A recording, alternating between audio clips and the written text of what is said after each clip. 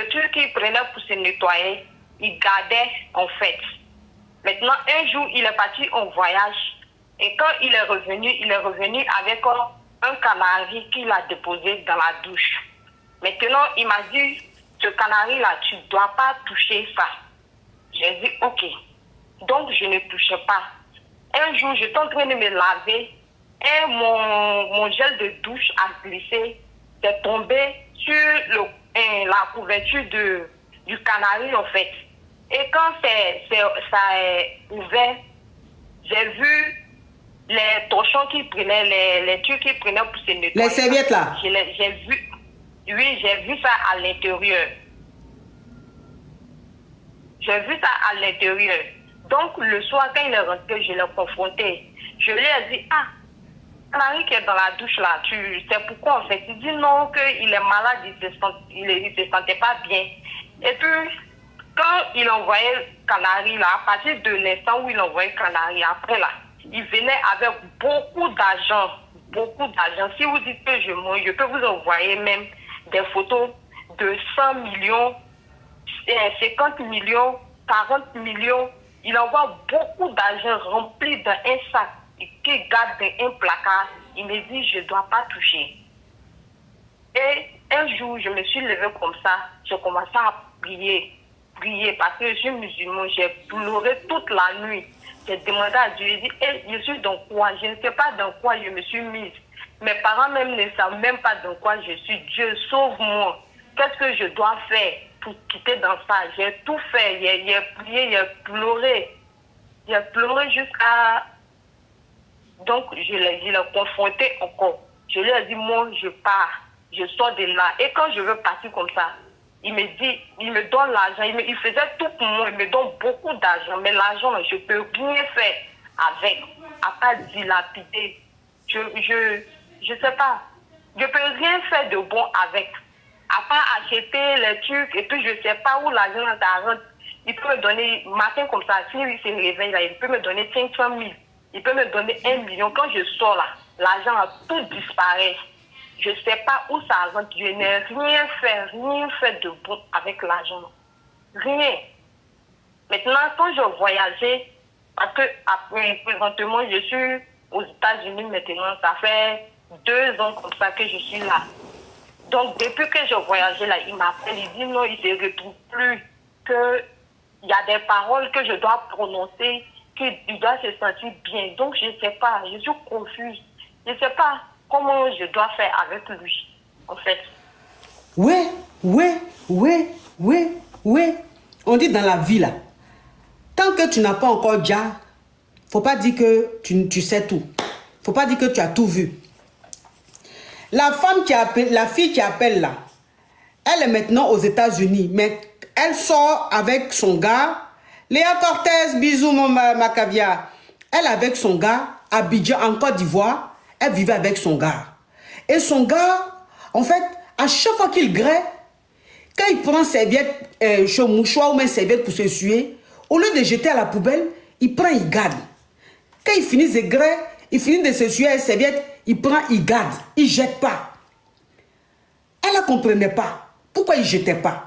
Et un jour, il est sorti, il est venu avec Canari. Canari, c'est Marmite. Il est venu avec, et il lui a dit, il ne faut pas elle va toucher à Canari là. Parce qu'il a déposé ça dans la douche. Il dit, il ne faut pas elle va toucher. Qu'elle n'a pas le droit de toucher, elle dit, elle a compris. Donc Canari là, elle ne touche pas. Et un jour, elle est en train de prendre sa douche, et son gel douche est tombé. Donc quand le gel douche a glissé, c'est tombé, c'est allé vers Canari là.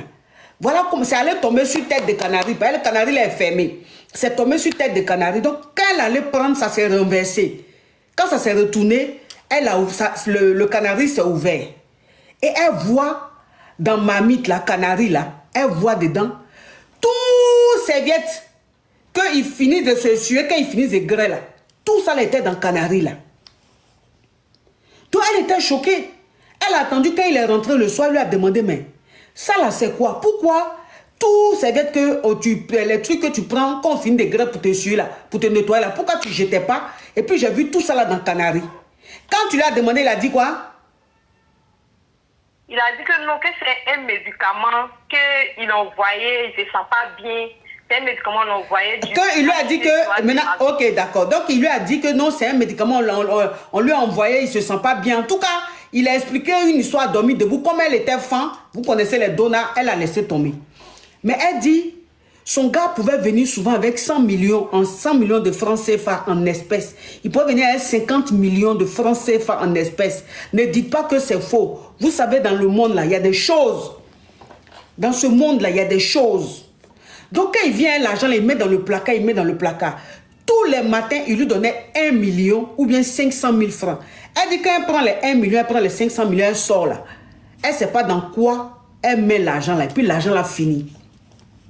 Elle ne sait pas dans quoi elle dépense l'argent là. L'argent là fini. Donc vraiment, ça lui faisait peur. Elle ne pouvait rien faire avec l'argent là. Lui aussi, tout l'argent qu'il mettait dans la maison, il ne faisait rien de bon avec. C'était là comme ça. Voilà comment elle a quitté. Elle s'est retrouvée aujourd'hui aux États-Unis. Donc, elle vit maintenant aux États-Unis. Ça fait un moment un petit moment qu'elle est. Ça fait combien de temps que tu es aux États-Unis? Ça fait 2 ans maintenant. Ok. Donc, ça fait 2 ans maintenant, elle est aux États-Unis.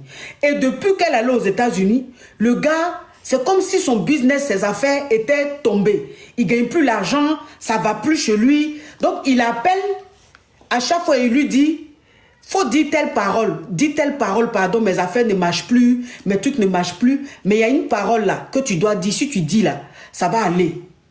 Et elle maintenant, elle dit parole là. Quand il appelle encore, il dit faut dire telle parole, elle dit. Quand il appelle encore, il dit faut dire telle parole. Jusqu'à présent. Donc elle maintenant, elle est fatiguée de cette vie là, des trucs un peu bizarres. J'ai bien expliqué? Oui. Ok. Donc c'est quoi ta... Quand il m'appelle, il me demande pardon, il dit tout ce que je veux, s'il veut il veut que je revienne dans sa vie. Maintenant, tout ce que je veux de dire, si c'est une voiture, il peut m'acheter une voiture, il peut m'acheter une maison, tout. Et puis, je peux dire que dans ça même, il est avec son frère. Il a un frère qui est dans même situation là. Et puis, il est connu en plus. Je vais taire le nom. Non, pardon, faut pas dire non ici où je suis là. Je n'ai pas envie de problème. Il a une grande société qui est bien connue en Côte d'Ivoire aussi. Son grand frère. Il a une société qui est bien connue. Et puis, il est très riche aussi, son frère. Donc, il m'appelle. Je ne sais pas ce que je dois lui dire. Je ne sais pas, en fait. C'est comme si je n'arrive pas à me débarrasser de lui, en fait.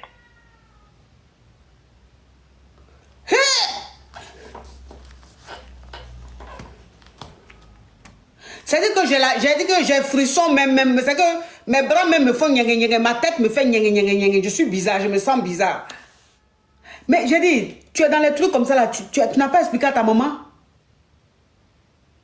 Je n'ai pas expliqué à ma maman parce que vous savez, dans les familles, là, l'histoire des relations, c'est un peu tabou. On ne peut pas tout expliquer aux parents, surtout les parents musulmans, c'est un peu difficile, non? Oui.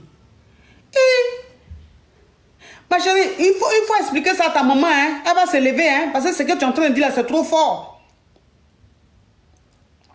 Ce que tu es en train de dire là, c'est trop... Oui, il faut appeler ta maman, il faut lui expliquer. Maintenant, tu es aux États-Unis. Donc, tu as peur de quoi? Oui. Appelle ta maman, il faut lui expliquer. De toute façon, tu m'as expliqué là. Peut-être qu'il y a des choses même que tu ne m'as pas dit là. Il faut tout expliquer à ta maman. Il faut dire, voilà ce que tu vis maintenant. Tu as envie de quitter dans ça. Ta maman va se lever, hein. Pas ta maman. Parce que celui-là, je me demande même s'il n'a pas pris ton âme pour amener ça quelque part. Parce que comment tu peux être avec quelqu'un comme ça juste quand tu es aux États-Unis, mais tu n'arrives pas à quitter sous son emprise. Voilà. Donc, appelle ta maman. Ta maman va se lever, hein. Ah, appelle-la, elle va se lever, hein. Sinon, là, ma chérie, moi-même où je suis là, je ne peux rien faire, hein. Moi, je ne peux rien faire. D'accord, ma conchée. Je ne peux rien faire. Courage à toi, ma chérie. Appelle ta maman, tu lui expliques. Il ne faut pas laisser ça. C'est très sérieux. D'accord. Courage à toi, ma chérie. Courage.